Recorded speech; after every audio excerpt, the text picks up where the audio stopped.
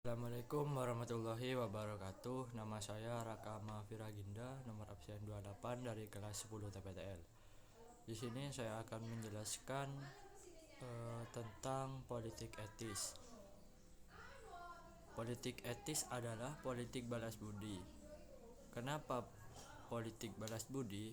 Awalnya Ratu Belanda menyampaikan suatu pidato yang ternyata berbeda dengan apa yang disampaikan pada kenyataannya. Yang disampaikan yaitu tentang bagaimana orang-orang Belanda memiliki rasa prikemanusiaan dan prikeadilan. Di parlemen dia menyampaikan pidato itu, dan ternyata banyak kecaman dari negara-negara yang ada di Eropa karena kecaman-kecaman yang dilakukan oleh orang-orang Eropa saat itu. Bangsa Belanda merasa malu. Untuk menutupi rasa malu, akhirnya ada seorang Belanda yang kemudian membantu Ratu untuk mencetuskan yang namanya politik etis. Politik etis ada 3 macam, yaitu edukasi atau pendidikan, kemudian irigasi atau pengairan, dan transmigrasi atau imigrasi, yaitu perpindahan penduduk dari satu pulau ke pulau yang lain. Ternyata politik etis membantu semangat bangsa Indonesia untuk menuju masa depan yang lebih baik. Karena dengan adanya politik etis, orang Belanda tidak lagi seenaknya. Kalau awalnya dia gampang membunuh bangsa kita, dengan adanya politik etis, dia berpikir 1000 kali karena menutupi aib mereka. Manfaat dari politik etis yang pertama adalah edukasi atau pendidikan. Jadi, pemuda-pemuda Indonesia yang keturunan para bangsawan diperbolehkan untuk mencari ilmu ke luar negeri. Dan itu dimanfaatkan oleh pemuda-pemuda Indonesia. Ketika dia pulang dari hasil belajarnya, ilmu-ilmu mereka perankan. Bahkan, untuk menutupi rasa malu, Belanda juga mendirikan sekolah-sekolah rakyat. Sehingga rakyat-rakyat kita banyak yang belajar ilmu, yaitu ilmu membaca, menulis, dan ilmu pengetahuan. Semua itu merubah suasana Indonesia yang awalnya bodoh menjadi pintar. Dengan bekal pengetahuan mereka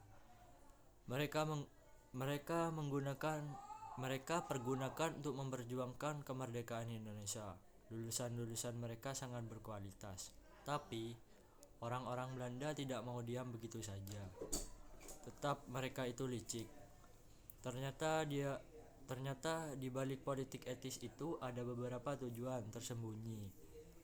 Kalau kita keuntungannya dapat ilmu pengetahuan yang nanti menjadi generasi kita yang lebih baik, mengenal berbagai macam pengetahuan, memajukan negara kita.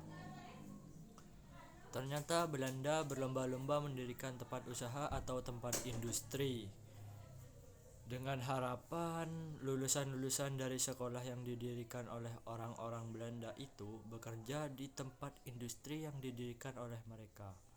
Berarti orang-orang Belanda mencari tenaga kerja yang murah, bahkan tidak dibayar, cukup diberi makan saja. Pemberontakan bangsa kita tidak ada. Bangsa kita sabar. Keuntungannya tapi luar biasa. Keuntungannya terus mengalir ke depannya. Orang Belanda selesai karena keuntungan yang diperoleh oleh orang Belanda tidak bermanfaat sama sekali. Yang kedua adalah irigasi. Kita pasti tahu bahwa penerapan yang dilakukan oleh Raja Hayam Wuruk, mereka mengajarkan kepada masyarakatnya tentang bagaimana mengairi sawah yang baik. Akhirnya kerajaan Majapahit rakyatnya subur dan makmur. Tapi setelah itu mereka lupa karena sudah dijajah sekian lama oleh para penjajah. Mereka lupa bagaimana mengolah sawah dengan baik dan benar, karena dituntut menanam dan hasilnya dirampas. Tapi dengan adanya politik etis ini membuat bangsa Indonesia mendapatkan keuntungan. Apa keuntungannya? Ilmu mengairi sawah, ke depannya mereka bisa menghasilkan sesuatu yang baik. Namun pada waktu itu orang Belanda licik apa yang diperoleh oleh bangsa kita mereka rampas, mereka bawa ke negara mereka. Mereka dapat pada waktu itu juga keuntungannya, tapi kita manfaatnya ke depannya, tetap memperoleh ilmu pengetahuan yang luar biasa, di mana mengolah atau mengairi sawah. Yang terakhir adalah transmigrasi. Orang-orang Belanda meratakan penduduk di daerah Sulawesi, Kalimantan yang dibawa dari Pulau Jawa untuk mendirikan perkebunan kelapa sawit. Keuntungan bagi bangsa kita, penduduk kita rata tidak menumpuk di Pulau Jawa saja. Keuntungan bagi para orang-orang Belanda yaitu mendapatkan kelapa sawit tersebut untuk diolah di pabrik-pabrik yang dimiliki oleh mereka. Keuntungannya terlihat pada tahun 1908, pemuda kita berani mendirikan organisasi pertama yaitu Budi Utomo yang didirikan oleh Dr. Sutomo. Kemudian diikuti oleh organisasi-organisasi yang lain. Keberanian bangsa Indonesia tercetus pada tanggal 28 Oktober 1928. Semua pemuda melakukan kegiatan Sumpah Pemuda, yang mana lagu pertama yang dinyanyikan adalah lagu Indonesia Raya. Itu saja latar belakang politik etis yang bisa saya sampaikan, kurang lebihnya mohon maaf. Wassalamualaikum warahmatullahi wabarakatuh.